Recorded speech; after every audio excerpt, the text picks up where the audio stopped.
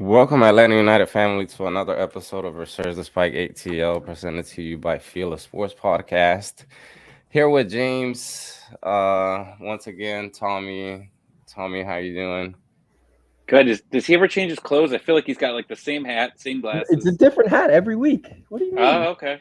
I like the white, I guess. Well, I thought he was talking about me because I've been wearing the same hat. See, No, look at but it.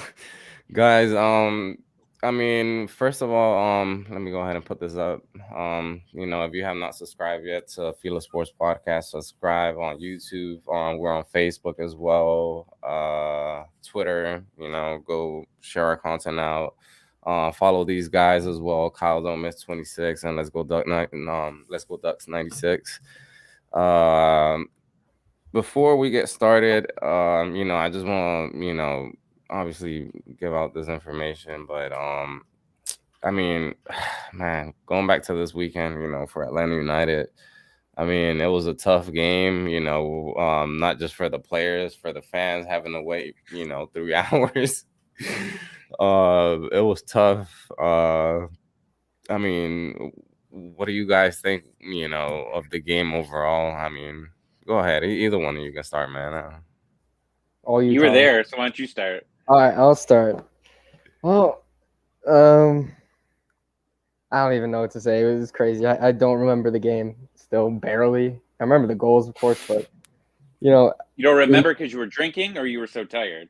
it was because I was there for like 5 hours in the stadium, Yeah. just the stadium, and the whole day was just fucking crazy. But yeah, the concourse went from packed right when it started, and it just kept emptying and emptying, and there was more red and black all around.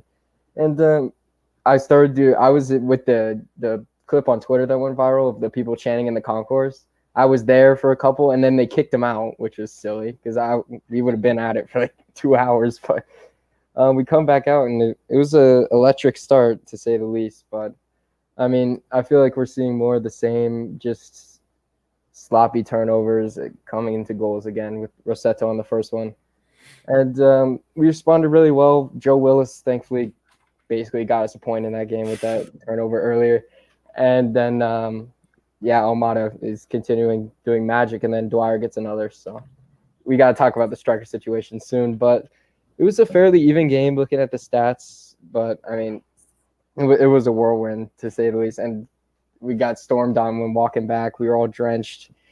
It was a crazy night. So I thought Brooks Lennon. I mean, that pass. I mean, that he had. I mean, that was just a one touch, and then immediately pass it, which is something we've been begging for.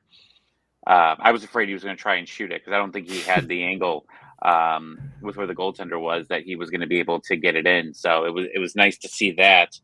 But yeah, I mean, when you're sitting in the locker room, I think they went back and showed on TV. They were just like goofing off in the locker room playing games, and I guess a couple of the national people were in like the hot tub or whatever. Like it looked like a bunch of guys that just randomly just came out and like didn't do too much stretching and just started playing because it was just sloppy early on.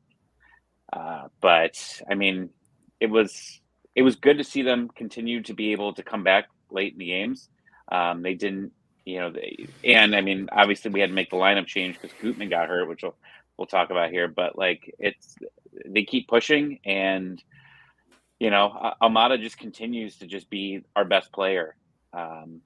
We talked about last week. I'm not sure. I'm still not ready to pass him with the Almiron, best players ever on this team yet, but he's definitely getting there. And every week you're starting to see more in sync.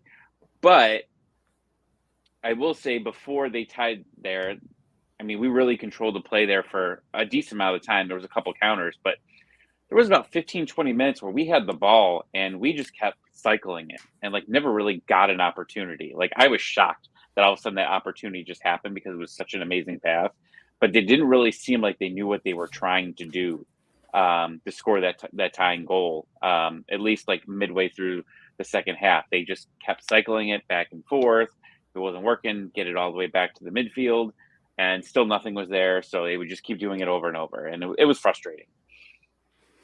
All right. So we had a special guest on here. I know we've been kind of anticipating, for her to be here. She's finally here though. Kelly, welcome to the show. Hi, everybody. Hi. So, James, Tommy, this is Kelly. I mean, I haven't personally met her. I mean, I haven't even personally met both of you guys either, but hey, we're here. Hey, that's what this is all about, right? It's meeting people virtually, and then eventually meeting them and real functioning spaces like tailgates or games or things like that. So Yeah. I'm excited to virtually meet all of you, and I hopefully will meet all of you actually in person at some point in time. Date to be determined. Yeah. So I mean, we're just basically like getting into the first thing, our takeaways this past game against Nashville. It was a long night for the players and the fans as well, the ones who attended and the ones who actually stayed up and watched the game. So I mean, what your takeaways from that, like from the game, like what do you think? Like what Well, I mean, you have almost 3 hours of delayed play, right? So that's incredibly hard as an athlete to be warmed up and ready to play a full 90 and then have to pause after 19 minutes of play to then be in a almost 3-hour stretch of delay. That's going to be taxing on anybody's body, no matter if you're a professional or not. I mean, that's hard. Unfortunately, we saw the cataclysm of that delay, I think, honestly, with Gutman's injury. We had a previous injury scare with Gutman with the shoulder. And I think we were all a little surprised when he came out and started the next game in the starting 11. And I think we were all very excited to see that he was able to recover in such a short amount of time, especially when he was day by day. But to have somebody like Gutman, who, in my opinion, I know that I jumped on like right at I think around 8:45, so I heard the tail end of what you were sort of just explaining with your takeaways from the match. But like Almada has been a solid rock for us, 100%. I don't necessarily want to compare Almada to Almiron because I don't think that's fair. They're two very distinct, different style players. I don't honestly think of Almiron as a typical 10. To be honest, I think he's more creative. I think he does thrive in better spaces out on the wing. But I think Gutman, in all honesty, to me has been the revelation for this season. I mean, I expected Almada to be incredibly brilliant, and we've seen that as he's gotten into the season. Gutman was somebody that we put on loan with the Red Bulls last year, and we didn't really get to see much of what his talent and the capability that he could produce out on the left wing. But what I've seen from him as far as the work ethic and then the ability to go the full 90, I feel like, honestly, with all of the injuries that we've experienced, as grave as they were, Gutman, honestly, to me, is like, you've had this log that's been able to hold the team for so long, and with Gutman's injury, I honestly don't know where we're at, because then that was, to me, the last straw. I mean, if we're talking about what we expect to see coming up, I mean, and I know we'll go into this, and I know we're just sort of going over revelations, but like Gutman's injury was, to me, this past game was massive. We can't lose him. He although he is not a captain, he 100% is a example of work ethic for the rest of the boys. And I don't know what that's going to trickle down into with the game this upcoming weekend, to see where we're at the last stray of it all. Us pulling out a point from this game feels like a win, right? We went down, and this feels like a repetition. It's Groundhog Day over and over again. We've gone down, we've gotten a point where we shouldn't have gotten a point, or whatever narrative you want to describe it as. But I don't know what to make of the season. I don't know what to make of the results, to be absolutely honest with you. And I know that people who are way more talented and well-versed than I am have sort of come up with the same prediction on this. It's like they have never seen a team that's been as injury-riddled as this team is. And anything that we are thinking that this team may be going forward or what results we may be getting is really just by happenstance, because each game is going to be dependent on who's available and who can play. And the team had a lot of grit coming out of the almost 3 hour stretch that they had down. I thought we were controlling the game extremely well within the first 19 minutes. We had a lot of great possession. We had a lot of character going forward. Nashville got the better of us as we came out of the locker room, and that's one team was going to take that, and I think Nashville did. As you will see when you watch the recap, when you start looking at the tail end after the next 45, right? Atlanta had a lot of spell of that possession, right? So they came out of the second break, right? They came out of that halftime really understanding what they needed to do. And I think that if we see the grit and determination that we've seen in a lot of these second halves, that we've seen in a lot of these like stoppage times with the team that we have available to us, I think that we'll be surprised with some results. We'll be okay with others, and we'll be understanding of it all because we understand the position that we're in. I think, and I've seen this tweeted, and I'm about to end my diatribe right now, but like I've seen this tweeted, and I think it's absolutely a statement to make, is that if Pineda is able to get us to a solid playoff position with the team he's been dealt right now with injuries, then that man deserves everything, because you cannot tax a coach who planned an entire season and then has been dealt the card that he's been dealt. Because may I remind you, he planned the beginning of the season, in the beginning on the forward attack, with the thought that Aruju would be starting and would be playing the first couple of games. And Aruju got injured within the first half, within the first game. So it started from the beginning. We're here.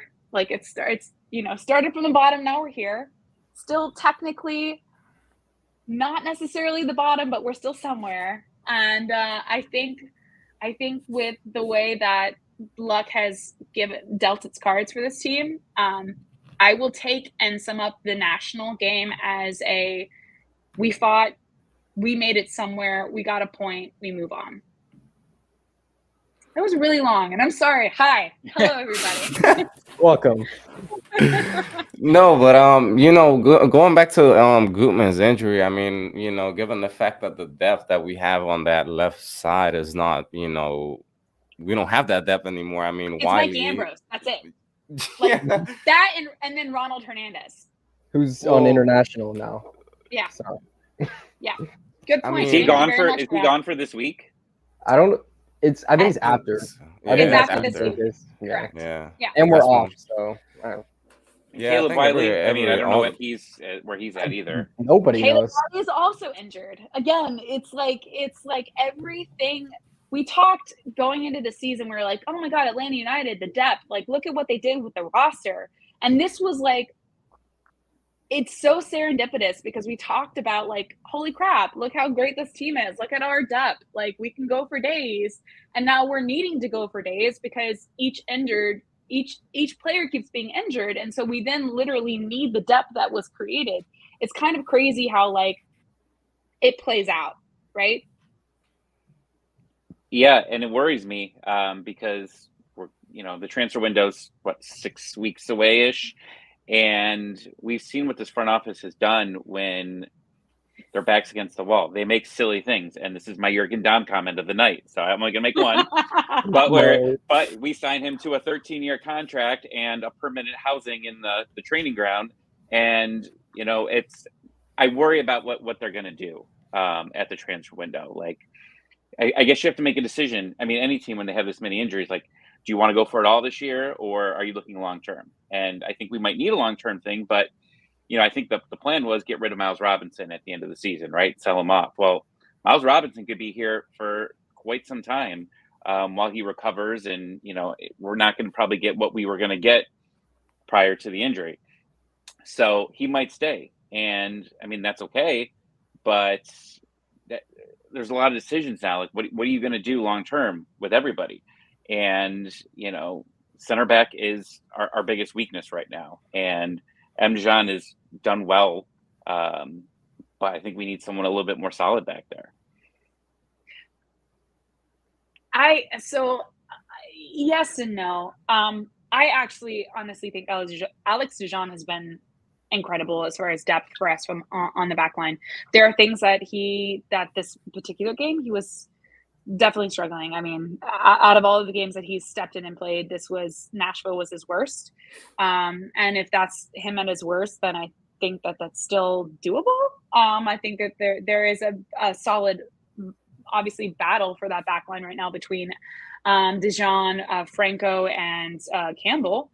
And I think Campbell honestly wants that starting position right next to Franco. And I think that Franco should honestly also be worried about his position. There are certain positioning that he's had in previous games, which is questionable. So as long as there's still a fight for a position, I think that in the end result, we're going to see the best person for that position in that game. But that's the only – that maybe midfield. That is the only two positions – sorry, correct me if I'm wrong. That midfield and striker are the only positions that I see there being a real battle for. Striker is questionable, right? Because I actually put this question out to – and I'd like to get your opinions, honestly. All three of you guys' opinions on this matter. Like, Joseph will be starting whenever he's back to health. He'll be subbing on Pryor. Like, he'll be getting the minutes in. But as far as a starter striker for this team right now, Cisneros is incredibly fast. I understand that and want to start him because of the legs, of the pace, of his ability to carry out, gameplay for 60 plus minutes, 70 plus minutes, etc. But finishing outside of one particular game in which he had a hat trick, which was against, honestly, also one of the worst teams in the league right now. Like, do we have a legitimate conversation about whether or not Dom Dwyer should be starting? Because the finishing for Dom is a little better. Legs might not be there. There's been a lot of talks about Dom's ability to handle frustrating situations and cards, and his ability to get on a field and rile a ref up or rile other players up. And I think that there is, whether or not we like to discuss this and whether Cisneros is better, Dom Dwyer is better, etc., I still think there should be a conversation about who should be the starting striker, because Cisneros makes great runs. He puts in the effort. I see it. But on a consistency basis, I just don't see it. What do you got? What are your takes on that particular position? James, go ahead, answer. Oh, go ahead, James. Oh, I'm up? Okay. I rate Dwyer over Cisneros thus far. Cisneros, these past couple of games, Open Cup against Nashville, he missed a really big chance. I feel like he's not really clicking with Almada like I thought he really would. I just don't see it there. He's a great 80-minute sub for Joseph, but right now I think I have Dwyer, and it's tough because I just really want him back, and it should be, a couple more MLS games down the line, but Cisneros has frustrated me recently. And yeah, back to what you said about, we'll go way back to your monologue about the game. That you got to bang on those first 18 minutes. We were really starting to get a groove and control, and then thunderstorm, it's all out. And then Gutman too. He's also been one of my favorites this year. And dude, I have no clue about Caleb Wiley. Hopefully, some reporter ask about him this week because I have no clue. But right now, you're going into this game with Ronald Hernandez at left back, which is a huge question mark. But right back, I have Dwyer. I hope Dwyer starts this week, and I don't know if Pineda's ready to start Dwyer, but I think he should on Saturday. That's my opinion, at least. I think speed's just important to Pineda, and you've got some speed elsewhere, and what he does off the ball is important. And I think we talked about this before. This is like Pineda's one transfer that he specifically asked for, right? And I feel like he's not going to go away from it at the moment. And with Dom, you're not sure how many minutes you're going to get out of him. I mean, he did play a lot because he had to get subbed in the first game of the season, but I think that he sticks with his boy and continues to hopefully. I mean, we've learned this throughout the entire season. As these guys actually play together, more cohesion happens, and we've been seeing it most games. And yes, Cisneros, hasn't. I don't think he's scored since the hat trick game, but they're scoring, and I think that he could possibly, get on fire quick. But I mean, right now everybody's questionable at that position. And even Joseph, when he comes back, is going to be very questionable. And at the end of the season, you're going to have to make some hard choices here. And I've been saying it for a month now. I mean, you got a DP that hasn't been playing much, and we'll see what the ownership and franchise do, because I think you got to make a decision on Joseph on what he does here. And if it's not working, I mean, the fans are going to revolt. I'm going to revolt, but I know it's probably for the best. But if he can't play, you can't in MLS. You can't have a DP that doesn't play. Like, that is where teams get bad, right? And I don't want to say buyout, but like, it's eventually, if he's not going to play, hit him with the dog treatment. I mean, no goat slander, please. No, he is the best, but I mean, injuries happen, and careers go downhill quick, and he's already had a cleanup. And I mean, I've been talking to my buddy who does physical therapy for UH out here in Ohio, and I mean, he's like, this is hard, and the explosiveness doesn't come back. It's very rare that it does. And I mean, we've already seen him not be explosive, but when Frank DeBoer, he kind of became more of a playmaker as well, which I think is fantastic. But I mean, sometimes he's just not doing, when he's not doing that, or he's moving back too much, we have nobody forward. So I think eventually you got to make a decision here. I mean, he wants a contract extension. I mean, he said he wanted a contract extension last year, and he's still very early in that. And I don't know. It's going to be interesting to see. I mean, I hope that he comes back. I mean, I heard on Soccer Down Here, Parkhurst says that he talked to Joseph and he's feeling well. So, and he's feeling the best that he's felt in a while. So good news. Hopefully it sticks, but it makes me nervous.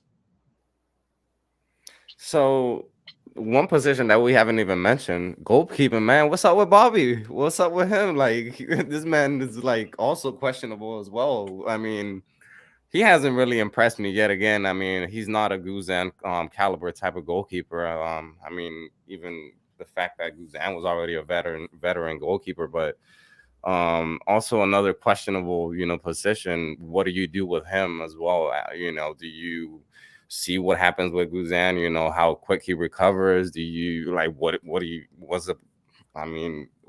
is there to do with the goalkeeping position? I thought he was good at the end of the second half there. Like, I thought he made some great saves. Like, honestly, before I was talking so much garbage about him in like previous games about how he wasn't moving. But he was fantastic in that second half. There were quite a few opportunities that Nashville could have scored there. And we would have been down, 3-1 at that point. But he made a couple nice saves. I was actually very impressed with him.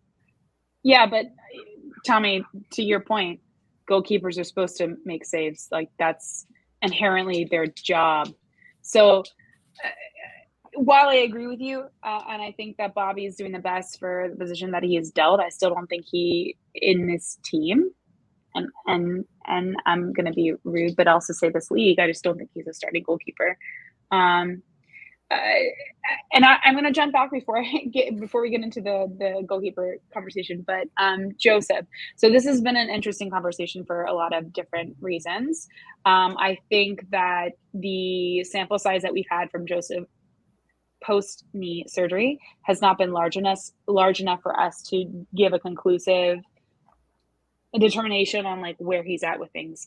If you remember at the beginning of the season when he was playing, prior to when he left to get the cleanup, he was doing better than when he had originally started. So like, he was still getting better as far as his positioning on the ball, his play with other players, and then his ability to go back and forth, right? So he was still becoming and changing into a better striker version of what we needed for the team at the moment. So I still think that there should be a conversation about Joseph past him rejoining the team. I think it's a conversation that should still be had. I just don't think it's fair for us to judge his positioning within the team and the contract extension and all of that jazz until we have a large enough sample size after the injury. So that's sort of where I sit with that.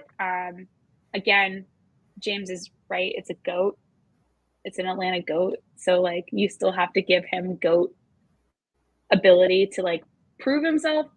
I still don't think we've seen enough prior to injury, or not prior to injury, post injury. Bobby, on the other hand, I get you have to build chemistry, and I get all of that stuff. I still don't think his reaction speeds are appropriate. I don't like the way that he plays with the ball at his feet. You have to sort of understand that goalkeepers are goalkeepers, and they're going to play the way that they are comfortable with playing. I just don't feel like what Bobby is technically doing right now on the ball makes sense for this team.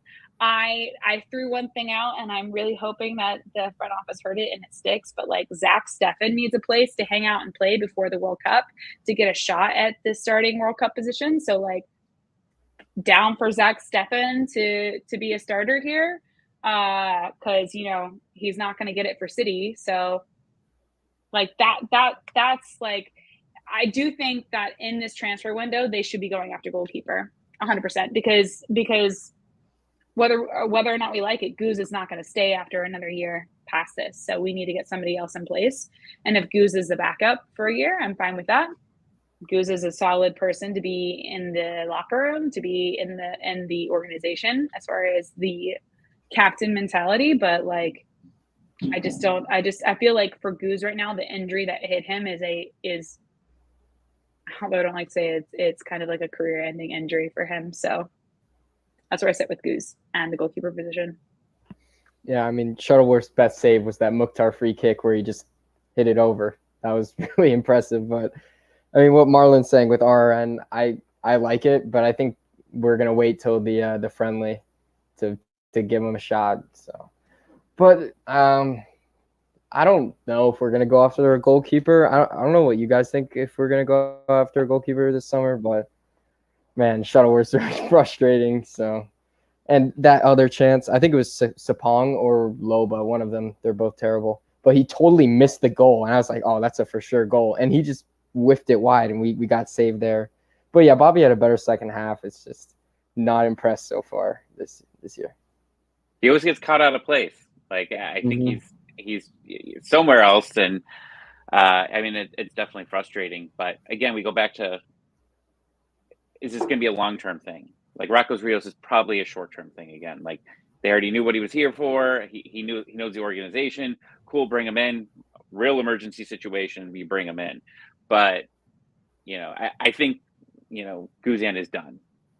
And my friend, the therapist says he's probably done. Like a person his age, it's really hard to recover and have explosiveness jumping off of that. And it's, if you're bringing someone long-term, if you find someone, you have the opportunity to be your next starting, goaltender for, the next 3 years. Absolutely. I think that they make a move for it now. And, you could always just put Rocco's back to the twos, which he should be getting play time. Like I'm hoping, I think there's still games for the twos during the international break. And I might be wrong there. But I think that there still is, I believe, but also like we were making money off of Rocco Rios Nova because we loaned him out. So like that's a money making position for us. So I think that we should use it again. But I out of the positions that they are going to be targeting during the summer window, I think I would be a little disappointed if I did not see any movement. Whether or not we sign anybody, don't know. If there was no movement and or rumors about us getting a goalkeeper, then I'd be a little bit worried. And you brought up the midfield, and I think that's a good point. But the other thing is the midfield's very crowded. Like Emerson Hyman's still coming back. You have Sosa that's coming back. I mean, from that was the one position. So those were the positions where I said we have depth and people are still fighting for a spot.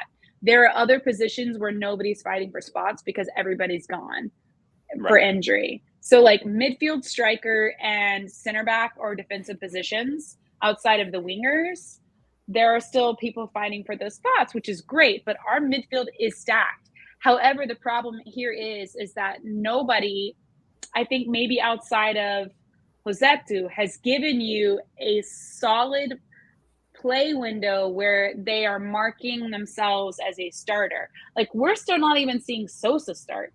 And for me, Sosa last year was like end all be all. Like, I love that sweeper mentality in a midfielder in the sense of like he's a more of a defensive midfielder, right? So like he's dropping back to be in line with the center backs as the attack moves forward. So like that type of a player I love. And Sosa for me last year was like, I was in love with that guy, the way that he played, the way that he saw the play develop in front of him and was able to anticipate what was going on. But like, we haven't even seen Sosa start and or get subbed on. So now we're sitting at this place of like, Sosa's not a part of the conversation. Ibarra is more of a part of the conversation. I think Ibarra has had hit and miss for me on games in the sense of like that Nashville game, he got really close to being sent off. Really close. And I like that aggression because some players should have that aggression, but sometimes it also shows the maturity level with players. I just don't know. Like, our midfield is so hit and miss. It's also so incredibly crowded with players that it feels like we've centered our attention on our midfield in the stack and the depth, but we haven't looked at those other positions that may need it more. And a lot of the players are similar in the midfield, right? Like a lot of them move the ball forward, but you don't have that. Ozzy Alonso was that guy, right? Like we only got to see a very short time, but like he was a guy that you don't want to play against. You know, he was our new Jeff Lorenowitz, right? Like nobody wanted to mess with Jeff. 100%. And now we don't have that. Like you don't go to Atlanta. I mean, Atlanta's going to beat you by their skill, right? And, you know, the earlier teams, we had skill and we had bite. And we don't have a bite at all. And yes, I've always called Ibarra the little ball of hate, but like he like you said, he got in trouble, and Rosetto like calmed him down and like pushed him away. But he got that yellow early, and then it made him, you know, completely useless after that because he plays on the line and he didn't want to get a red, and that really ruined his game in Nashville. And I mean that yellow was what I think made the difference and why he was so terrible in there, because people were just flying by him, and usually he would, you know, check them down, and that he couldn't do it because he was afraid of getting that red. So what are you guys you know, a lot of you guys are talking about Rosetto, man. I know he's been a big surprise, you know, given the fact that, you know, after Miles went down, he was given the captain's armband. I mean, he's really stepped it up. I mean, there's been times where, I mean, any player is going to have, you know, those moments, you know, where, you know, they give a possession away. You know, luckily, you know, it wasn't a goal for Rosetto that last game, but I mean, he's really stepped up. I mean, I don't know what Pineda saw in him, you know, out of everybody else, you know, to give him the captain's armband. In my opinion, I mean, I probably would have, you know, had somebody like Gutman over, but yet again, we probably wouldn't have seen much of him, as we all know by now. But you know, then it would have been the captain's I mean, curse. It would have been the captain's curse then if we would have gave it to Gutman and then he got hurt. Don't even say that, man. Don't even say that, man. Because last thing we need is Rosetto. Josetu did get injured already, so let's also remember that Josetu was also out for a bit of time. So now he's immune. Exactly. Wiley got hurt twice. Never mind. Who hasn't got hurt? Who hasn't got hurt? That's the question. I thought he was going to get the captain spot. Like I really thought Brooks was going to be it. But then I heard Brooks talk like in a post game. He's like, I don't need it. Like I'm a leader, you know. It has a lot to do with because I've never met you guys in person. So how many of you play soccer on a pitch with other people? I did. Like former. Retired. Former. Okay. So you guys understand, though, when you're on the field, like what a captain's presence is, right? So like the understanding that there's somebody in the field, whether they are vocal or not, that you sort of like look to because they automatically draw that type of like mentality, right? So I feel like while Gutman's energy, Gutman's ability to like always be on and like hustle harder than I don't know if I can cuss on here. Hustle really hard. Okay, hustle like a motherfucker. Then, like, while you have players like that, which is the same for Brooks Lennon, honestly, they both wings with Gutman and Brooks Lennon, they hustle harder than a motherfucker. But they, in my opinion, they do not carry the same pose and like ability to carry a team. And it's not even the ability to like be on the field and command your other teammates to hear you. It's the ability to have the responsibility to know that you have to be in charge of your other teammates. If one of your teammates does something fucking stupid and is sitting there bitching at the referee, it is your responsibility as a player to go up and break that up and have a conversation with the referee, keep a level head, etc. There's a lot of responsibility that's put on the armband. So while I would agree with you guys, I did not necessarily think it was going to be Rossetto, but it still makes sense. Like Sosa would have made sense if he was a starter. I feel like Sosa has that presence in the sense that he will fuck a guy up, but he will also be responsible about it. I don't know if I would have gotten the presence from Gutman or Lennon while they are hard workers. I still would not have felt that they carried the presence to push the team forward. Alan Franco doesn't necessarily give me that feeling either. George Campbell, on the other hand, I have heard from both people who work for the front team and like just generally people who are around it, is that he commands a presence on the back line. So if this had been a different situation, it might have been Campbell, although I think he's too young for the responsibility. But then you get to the conversation, the fact that our team, on average, is one of the youngest teams, if not the youngest. I still think it's not Real Salt Lake, but San Jose. One of the youngest teams in MLS. Like on average, our players are, I think, 23 and a half. That is ridiculous. That's absolutely ridiculous. Like where is the youth? Where is the experience? Where is, the veteranship? Like the veteran players. So they got hurt. They all died. Exactly. Yeah. Yes. It's a wash. Dinosaurs. It's a wash, in my opinion, when we want to have this conversation about captain, because you're left with scraps at that point. So I think Rossetto's done a good job of it. I think Rossetto definitely has now earned the armband within the team that's available. But I think that the minute Joseph steps on that field, he's getting that armband back. That's where I'm at with it. Yeah. So now going into fast forward into this weekend, we have a game coming up against Columbus Crew. I'll be there, hopefully. But did you guys all buy your jerseys? Nah. The new purple ones? Absolutely not. The Chicago Fire looking jerseys. Yeah. Nobody bought one? That looks like a Europe. I mean, I don't know. I don't know. I think I have to see it personally before I actually buy it. This is the first one I haven't bought. I couldn't do it. I just wasn't a fan. I have not bought the new away kit yet. I'm still growing on it. The city and the forest kit. I did immediately buy the purple one though. I will admit that. So I have purchased that one. I look forward to wearing it and people yelling at me, but I don't know. Outside of the team that reps that we all hate, I actually really love the color purple, so I'm here for it. It doesn't look like purple. Like when you look at it on your phone, it looks blue and red. Like, and like I zoomed in on it. I looked at, like I went on to Adidas to look at different angles. And like, it looks like it's blue. Like I don't see the purple. But we'll just say that it's blue. It's a really bluish purple shirt. Exactly. It's bluish purple. Yeah. I thought it was Chicago Fire jersey when I first saw it. Like I didn't see the logo. I was like, oh, these are kind of cool. And then I was like, oh, this is for us? No. All right. So, I mean, this game against Columbus, I mean, Columbus is, has been honestly a mess this season. I believe they're in 12th place. They've won 3 games this season, haven't won a single one in almost like a month. you know, it's, I don't want to say it's a big game for them, but I mean, Columbus always seems to be that team that has a big game against Atlanta United at home.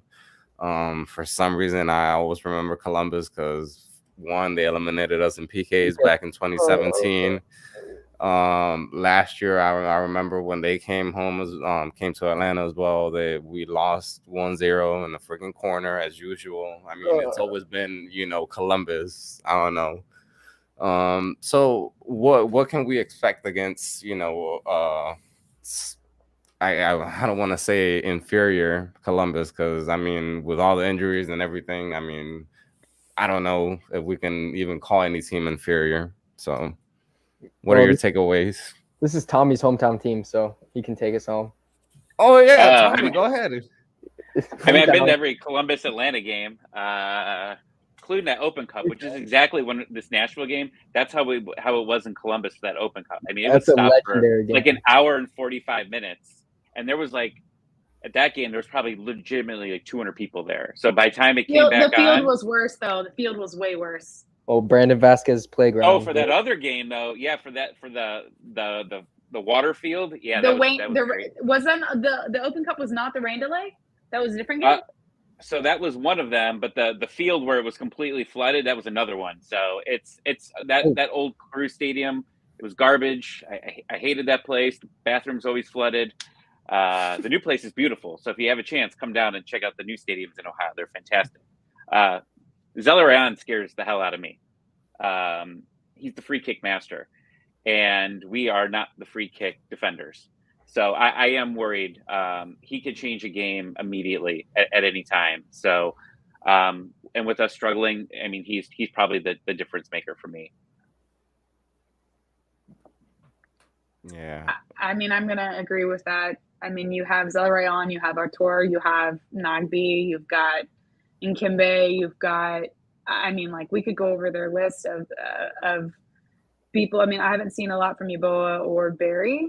But I mean, you've got a solid defense that's in place. You've got Caleb Porter that is one of the better coaches in MLS and has proved himself time and time again within different teams to be able to adapt to each unique situation. So I feel like we can talk about how poor Columbus Crew is doing, but it's a challenge to our team, which is limited. And again, I don't know how many different starting 11s we've had since the beginning of the season, but like there is no cohesion with this team. There is no solidity in starters. There is no ability to look at the team and be like, this is what we were supposed to be or intended to be. And also there's the thing that just sits in the back of our head, the fact that Darlington Abbey is on the field and could have been in Atlanta. And we could have avoided so many needs for other players if we just kept Darlington. But regardless, I think that Columbus shout out to Boca Negra. His birthday today, right? Yes. Happy birthday. So I think it's still going to be a challenge for us as a team. I still think we're going to win, but I don't think it's going to be what people expect it to be. Individual mistakes. This whole season's been all about individual mistakes. You go back to Colorado, that was the Franco game where like every goal that was scored there was on Franco. You've had the Campbell game.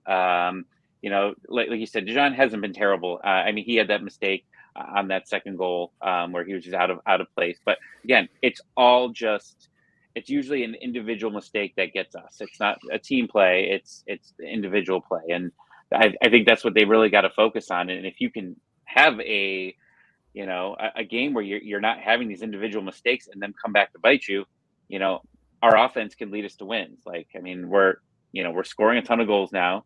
I mean, not a ton, but like we're getting better, right? Like it seems like it's getting better. But you know, it's really just going to be, can we score? And at home, we should be scoring at home. So it's, you know, I'm going to say we're going to win 2-1. That's my prediction. I feel like this is very similar to New England a couple weeks ago, where it's two teams that are kind of, I guess, below fan expectations.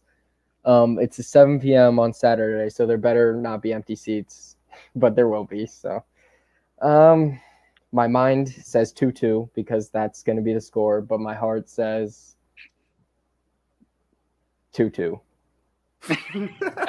I'm going 2-2. I can't not go 2-2. I just want to get one right, so I'm going 2-2.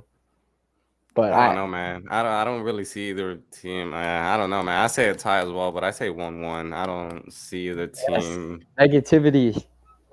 We need this. No, it's not negativity, man. Like I hope, like in my heart, in my fan, like Atlanta United, like fan heart, like I want to win.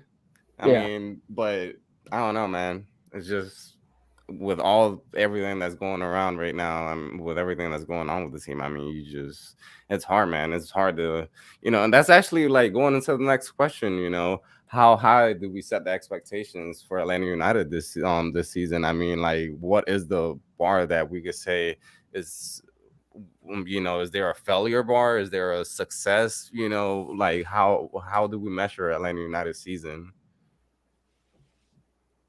That's hard with what we've been dealt this season. I think that the highest bar we can set is getting into playoffs.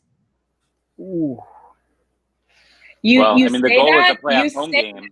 but let's repeat.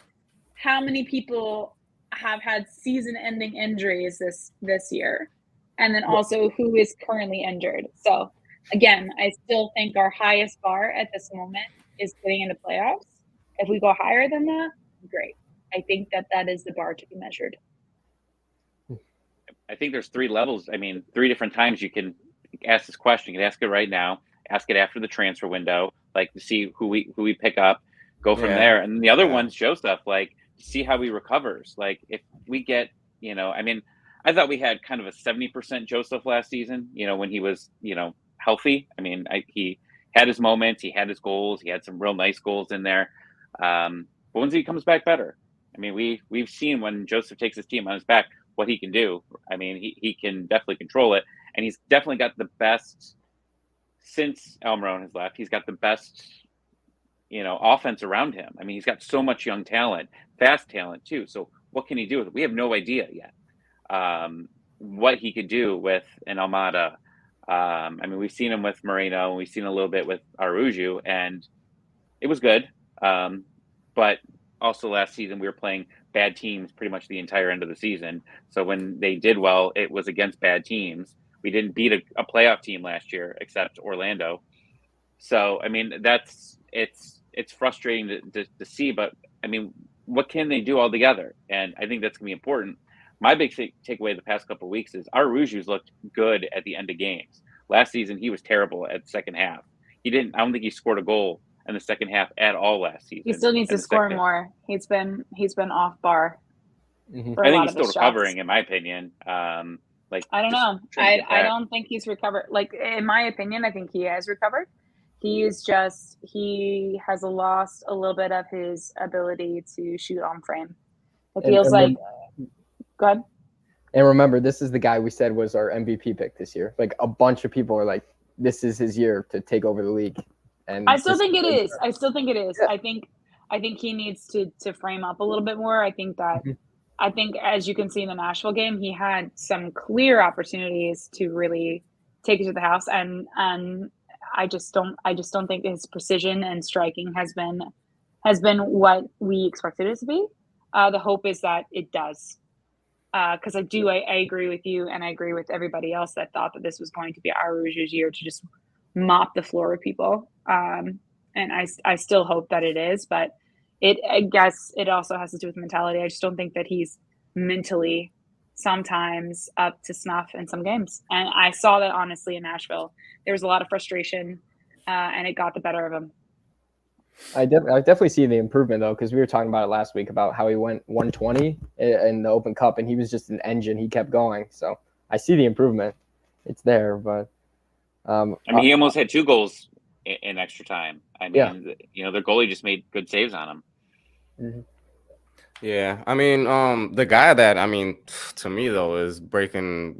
He's just having a blast out there. I mean, he looks like he's playing, toying around with little kids. Is Almada, man. I mean, he's been good. something I was listening to. I don't remember if it was the conference, the post game conference that Pineda had. They were asking him about Almada, and he was just bringing up the point like, yeah, he's been good. I mean, he's been by far the best attacker or the best midfielder that Atlanta have had, but he still sees that he's got a higher roof. He's got a higher ceiling, a higher level that he could still get to. But Amada, I mean, I don't know, man. I feel like Atlanta, honestly, that's they hit that 1 in a million with Almada. Given the fact everything with him, the whole case that he had going on or whatever, but. I mean, whatever they did, to make sure that, he wasn't involved in anything shady or anything like that, they did their job or, apparently. So, talent wise, I mean, we were saying it earlier. I mean, I personally don't like comparing players either, but Amada's a different talent, man. I mean, I don't know. I feel like Atlanta United is going to cash the bank with Almada, honestly, the minute that, a team comes calling for him. And they might be calling for him this offseason. Like, he's made that comment, though, right? Like, he didn't really want to come to MLS. And I think there was a comment, like, before that if he did come to MLS, he only wanted to be here for a year. So that does worry me a little bit that, that it could be a one and done. I doubt it. I think that he stays for at least one more year. But you're right. Like, I think that all these teams, Manchester United, Man City, they were all looking at him, but they all avoided him because of everything that was going on with him personally. And they might come calling again. So, I mean, that's where you can really have a chance to make some money. Yeah. I'm going to answer that question, expectation question real quick. And it kind of reminds me of a team, the Atlanta Braves from last year. I don't want to say, but I mean, this summer window is the opportunity to get that Soler, that Rosario. And I mean, I don't know, we lose a big star like Acuna at the beginning of the season. I mean, my expectation, I'm Mr. Positive now, is top 4 home playoff game, but I'm going to back off. Not too much positivity before I change my score to 5-0 for this weekend. So.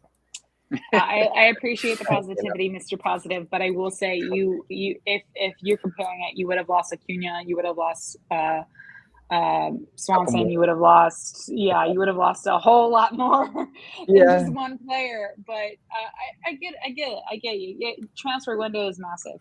It absolutely is massive. We've had a lot of turnover in the front office, and while I think, again, our depth was built this season to really flourish and show the strength of this team, and weirdly it's been put into play because of other reasons outside of just rotation of squad and other things like that. It has been called into play for injury. I think that the hope is that, whatever is done in the off season is strategically smart and puts us in a better position to not only make playoffs but make a run in the playoffs. A lot of commentators, a lot of analysts have completely outright us for MLS Cup, which, looking at the team, makes a lot of sense. It makes perfect sense. I think, again, like you guys said, and like James said, it has a lot of play into how you play the window. I'm excited to see what happens. I also hold no expectation of it going well. And that's because I've seen other transfer windows on us that we've expected things close. So have I accepted our fate at this moment? Yeah, I kind of have. Have I still reserved some expectation and twinkle in my eye for other things? Yes, I have. Do I expect us to win this weekend? Yeah, I do. Is it a 2-2? No, I actually think it's a 3-1. And to that point, I do think that Araujo breaks free, honestly, because I feel like there's been a lot that's been holding him back, and I do feel like this is a game for Araujo to make a mark and to really sort of solidify that expectation we had at the beginning of the season. But the sky is the limit at this moment for what has happened with this team and with us to make the available transfers to make us better. I think that there's a lot in play. I will make one more comment and then I'll relieve my talking moments. But I think that there should be some conversation on us moving Hyndman and doing something with that salary cap, because while I think Hyndman is a great player, I honestly do think he's a great player. I don't think he facilitates what we need for Atlanta United, and we are not using him in a starting position, and his salary cap position is way too high for it to justify us having him on the books. So I will say that one thing I look to see in this transfer window is Hyndman being moved. Shout out for the pay cut he took, though. I mean, I when the salaries came out, took that pay cut. I was kind of surprised, considering the rumors of what happened to his injury. ACL, and then he's also not starting. So yeah, I mean, good on him, but it's still at the same point in time, it's why are we then keeping him? It's crowded. It's crowded there, and you got a lot of guys that can move the ball forward. And Hyndman was doing that, and I mean, a couple of years ago, right before COVID, I think he had 2 goals in 2 games, and then the season shut down, and then we really haven't seen much from them. He was a Frank DeBoer guy, and we all love Frank. But yeah, I think it's probably time for at least someone's got to go. And whether it's this window or it's after the end of the season, we'll see. You might be able to get a little bit more money out of Hyndman if he can come back and show that he's got something. Just a thought there. But, I mean, Pineda said that he could start fighting for a starting spot soon, once he's ready to go. And that could be right after this international window. So I'm interested to see if he actually starts starting. And he really hasn't done too much. I think he did lead into that goal that Brooks scored at home. But, I mean, he hasn't really done much. Yeah, but that was also from an Almeida, that ball was genius. It's genius. That's the sauce that you want from any player. But I don't know. I mean, that's like me being on the soccer field passing a ball to Leo Messi, and then Leo Messi assisting someone else and being like, yeah, I was part of that.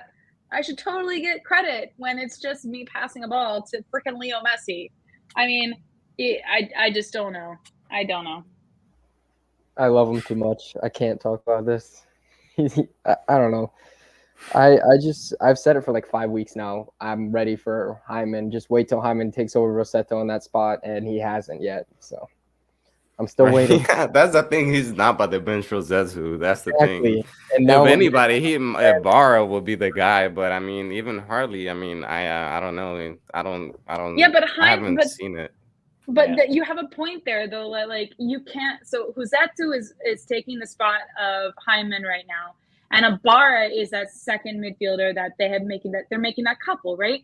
But Hyndman's not going to take over Ibarra's spot, because Hyndman's not a bulldog in the midfield like Ibarra is. He's just not going to take that. So he's got to take up from Rossetto, but Rossetto is now a captain. He's now, honestly, Rossetto has been very consistent over the last couple games. I just don't see him taking that spot. And it's going to take a matter of sheer brilliance consistently from Hyndman to take that spot. And while, again, James, I think he's a great player, I just don't think he's going to get the opportunity in Atlanta. I just don't. Yeah, Best nose on the team. 100%. I've been waiting for the Sosa Hyndman midfield all season, and I still haven't got it yet.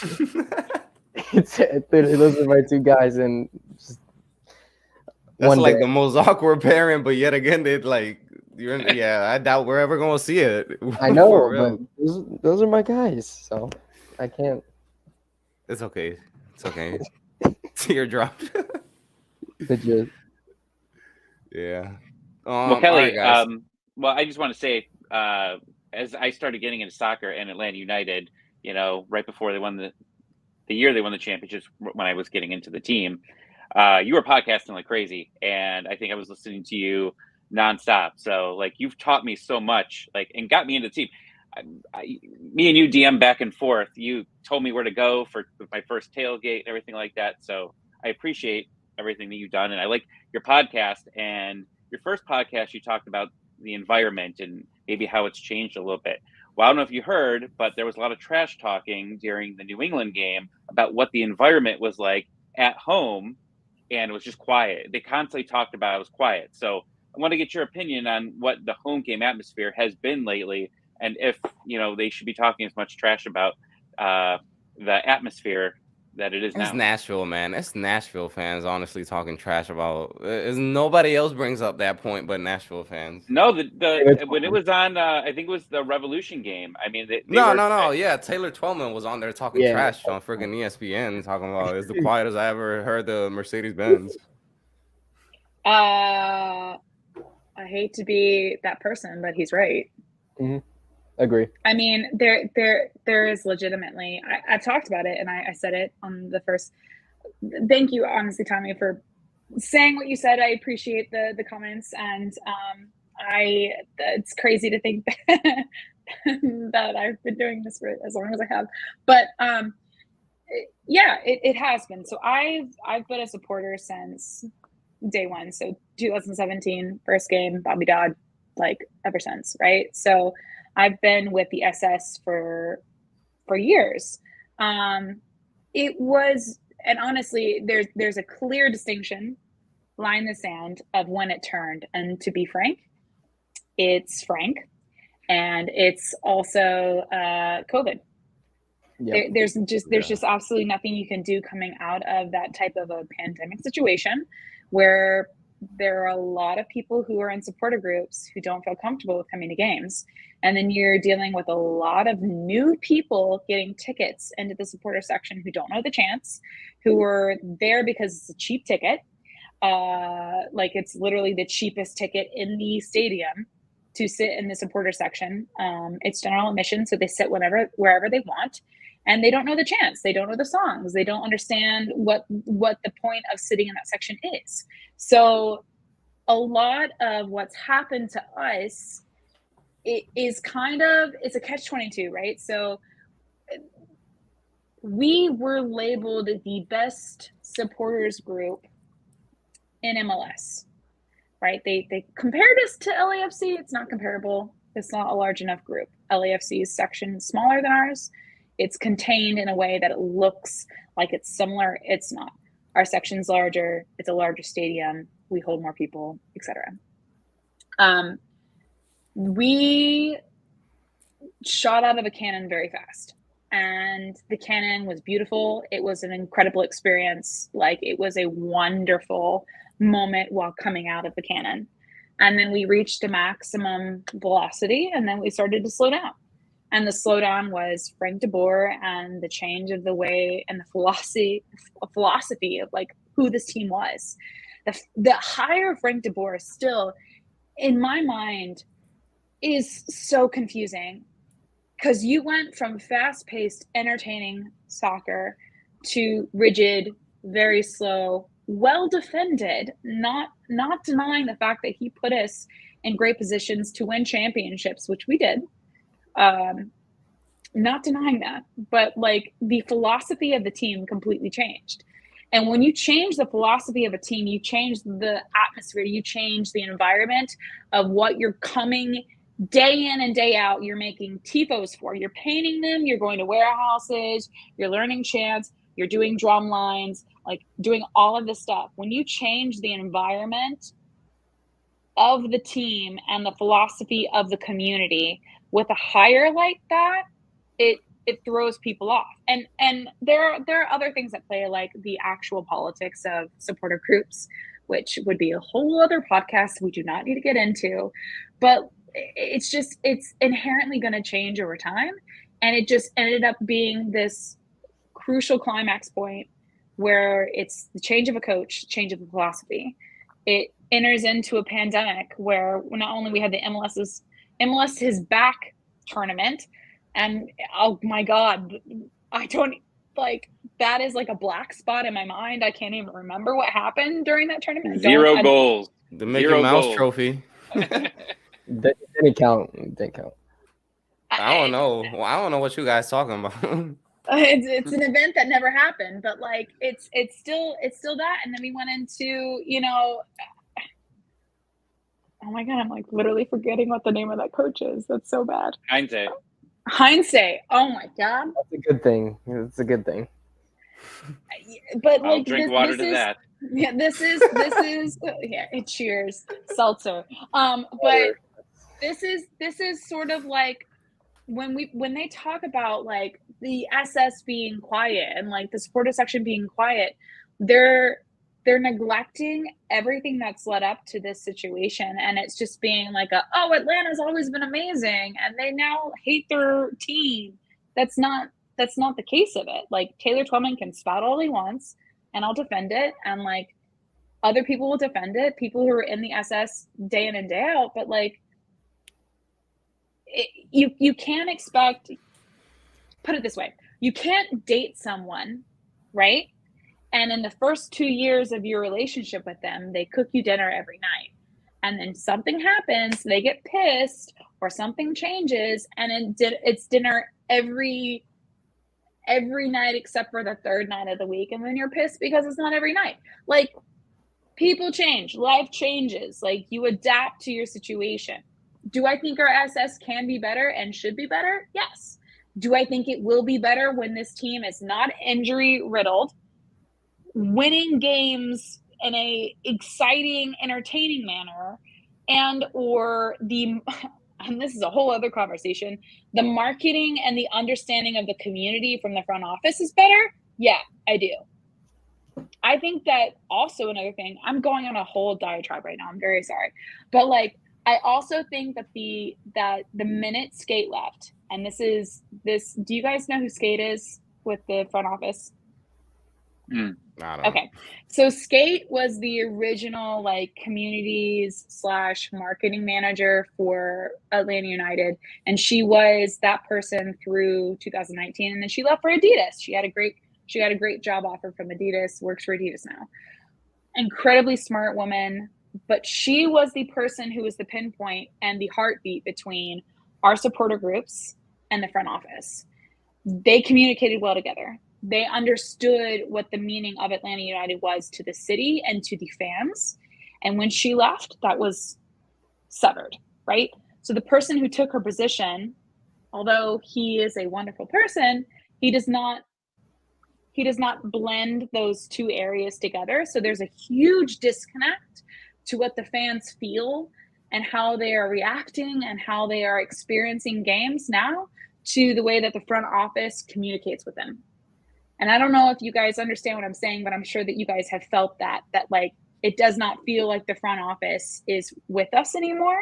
It feels like we're being fed stuff that we're told to accept. And that's not the way a community should react. It's felt like that, definitely. I mean, after all the things that have come out, specifically out of Felipe's articles, given the fact that all those things that came out, with Bocanegra, just being a dick, honestly, to be with the players, not having a good relationship with Tata as well, while he was here. So yeah, I mean, I definitely understand your point, and I mean, that's something that I didn't know. I mean, with the fact that, that one person that you're talking about, basically being that, engaging point between both parties, definitely. I mean, Tommy, go ahead, man. Well, I was going to say, like, it didn't hit me when Heinze came in that, like, you had all these great videos, right? You had Almiron and them playing games, playing pranks on each other. Like, it was so much fun. You saw so much stuff on the field. Like, social media, like, made you, like, love the players, right? Like, I mean, Julian Gressel. The Thanksgiving video of, like, them eating sweet potato. Like, yeah. Like, you had that. And it hit me when, like, someone talked about, like, someone said it on Twitter, like, we haven't seen like a single video of like practice or anything. Like, we haven't seen a video of absolutely anything. And then when Heinze leaves and you hear Darren Eales talking about it and like how Heinze wasn't friendly with the media. And I think that they had to know that that's what they were getting into. Like, I don't care that it's COVID. Like, I mean, you had other podcasts that knew about Heinze from his previous teams, that he was that way, that he didn't get along with the media, that this was going to happen. Like, Atlanta media is not special that's going to bring this guy out to be a happy guy.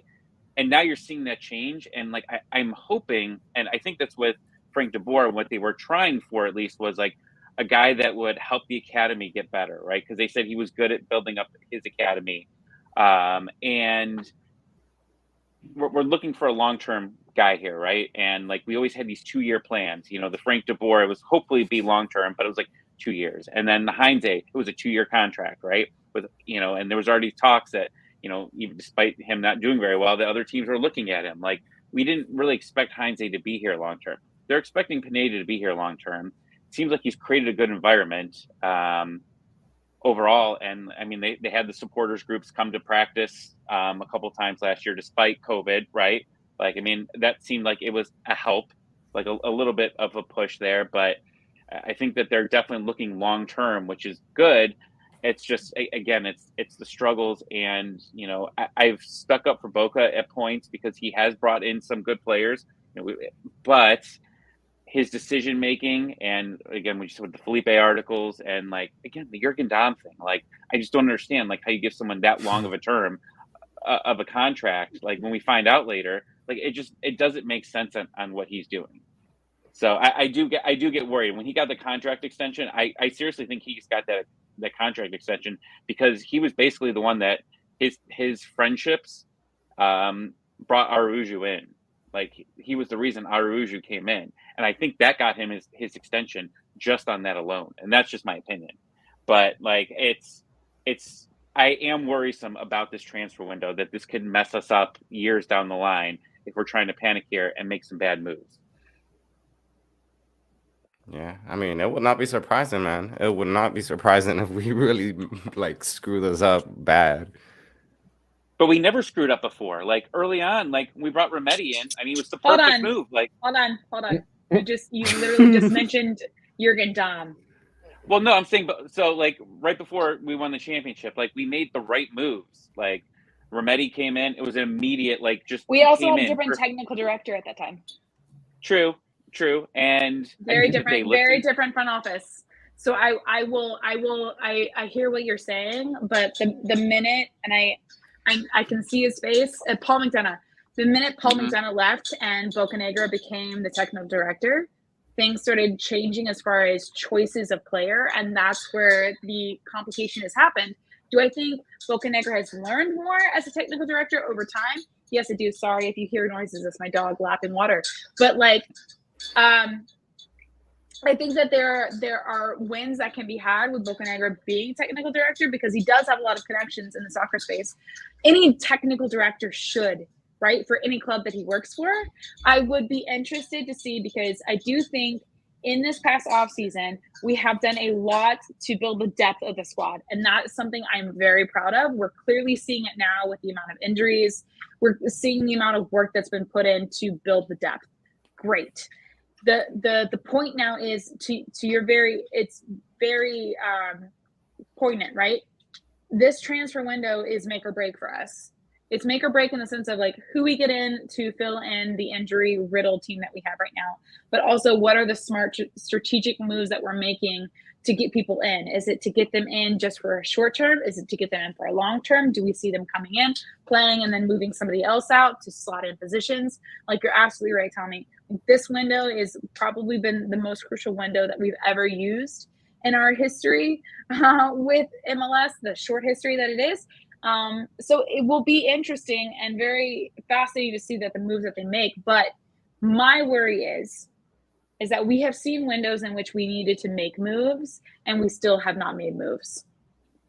So that's my biggest worry, is that we're going to go into this window and not make the appropriate moves that are needed. And then at that point in time, I'll have questions and I'll raise comments and tweets will happen. And I'm sure so many other tweets will happen that will say certain things that include the word out on it. But like,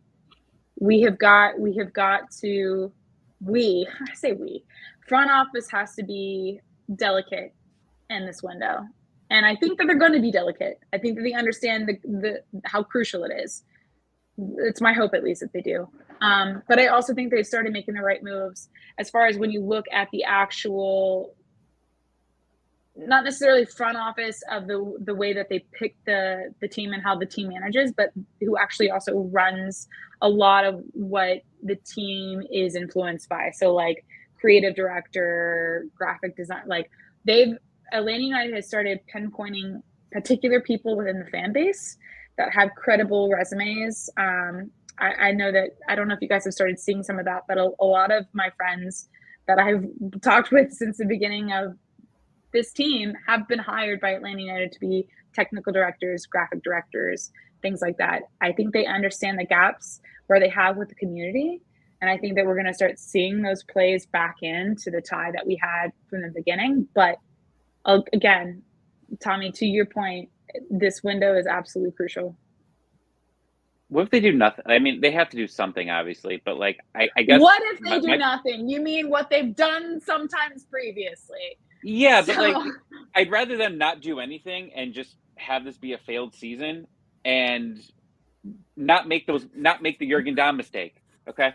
Come I said on, it was going to Tommy. name one, so I said 5. Tommy time. I would rather them attempt to do something brilliant and then it end up being Jurgen Damm, or we could have the off chance, which is like Jurgen Damm. To be absolutely honest with you, Jurgen Damm was like a 70% chance, 30% possibility, right? So they took the chance on that.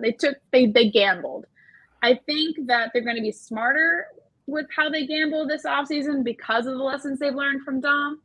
If they make another mistake, then again, I think the questions are in place. But I would rather them do something than do nothing, because then them doing nothing is blatant, right? It was their choice to be like, no, we're good. That is bad ownership. I would rather them gamble and take the risk on a player because they hope that the upside of that player would be beneficial to the franchise than them just sitting there saying, we're not going to do anything because we're scared to take the risk on a player. I mean, because you said it prior. Almada was a risk. It was a risk. He came in with prior circumstances that were a little bit shady. Again, a lot of the paperwork came out that Atlanta did their due diligence with that. They looked into police reports. They looked into court reports, et cetera, with that. They did their due diligence to make sure that this player was clean and could come in, et cetera.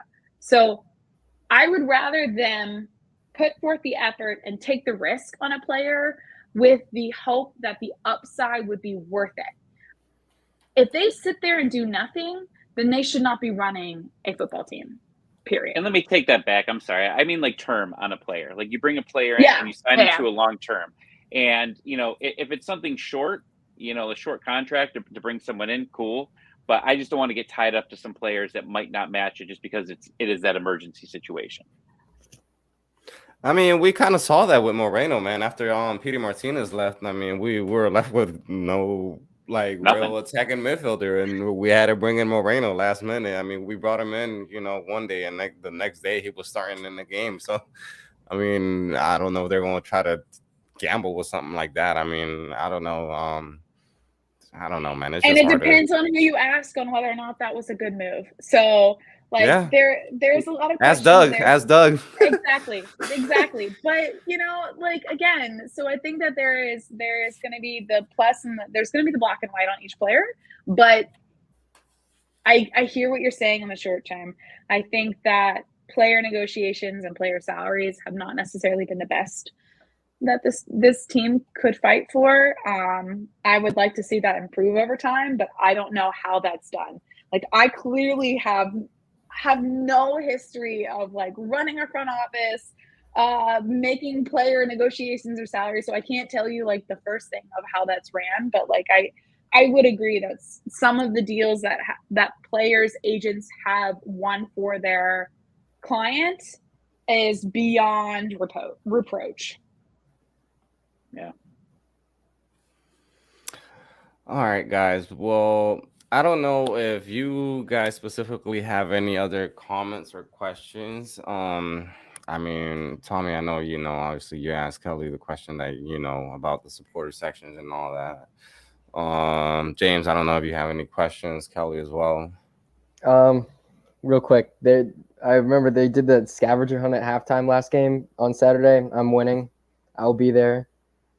They did that signed photo thing. I was so close to getting it. I'm getting it this week, no matter what. Hey, good for you. I have no idea what you're referring to, but I support you. You put a Twitter thing last week. I'm winning it. So Yeah, you see my picture halftime. on Twitter. There you go. Halftime, I'm at a bar, so like. Yeah. Well, there you go. I'm out. Yeah. All I mean, right. halftime, I literally just sit there in the group chat, just being like, "Oh, we suck." So I mean, might as well. Yeah, literally, like, no, that's all we do. Like, sit through the game and just freaking talk trash. Honestly, mirror ball group gang. Yeah. All right, guys. Tommy, Kelly, James, thank you for your being here. I know, it's kind of a hassle, trying to get the schedule, and I kind of forgot, we had some things going, beforehand, but it's all good. We got it It's all- done. That's all that matters. Yeah. Mhm. I mean, thank you guys for your time. Hopefully, we have you here again, Kelly, as well. Yeah. I don't know what else to add, guys. So. It's been It was a a long great week. conversation. Yeah, it was. I Great. haven't recovered from Saturday night. Like that was. Did You can't drink. You can't. I'm sorry. That you sounded go to like fun. I'm saying. Oh no. No, Oh, only okay. James went. I mean, I'm not even in Atlanta. I mean, I'm like 4.5 hours away. So, I mean, I'm making the trip down Still, to. I mean, if you ask some people, that's still Atlanta. That's what they say, at least. I heard Ohio's Atlanta. I mean, I've read that. Ohio is everywhere, honestly. No, those rain delays. You just don't realize how much you drink, and then you find you have 16 of these around you, and you're like, oh yeah. This is a long night. Yeah, I Then didn't you make missed Twitter your Spaces. I passed out, Yep. so I couldn't even do it. Funny enough, so I'm in the middle of purchasing a home. So the rain delay was actually really good for me because I was in the middle of doing a lot of documents at that night and signing a lot of stuff and like reading paperwork. So it worked out for me that that we had the rain delay, but I could see how it would not be beneficial for those who needed to find something to do as far as conception. Or if you're in the stadium as well. Yeah, that too. That too. All right, guys. Well, to everybody else, I mean, hold on. Let me put this up here real quick. Hold up. Never mind, Did guys. Zill show up? No, man. I think the whole everybody was watching the U.S. Open Cup matches. Speaking of that, man, Gonna be I Nashville. wonder if Nashville lost. Nope. No, really? No, they won. They won. No, they won. It was tied. Next round, Nashville, Atlanta. You got way too happy really quickly. Yeah, I was about to go Charlotte talking lost. mad trash on Twitter right now. Like you Charlotte really were lost. just like we were talking so much trash about like eliminating us in the round of 32 just to like freaking lose against Louisville. Come on now, but never mind. I'm gonna keep quiet. All right, guys. All right, hold on. Let me end this thing. End it.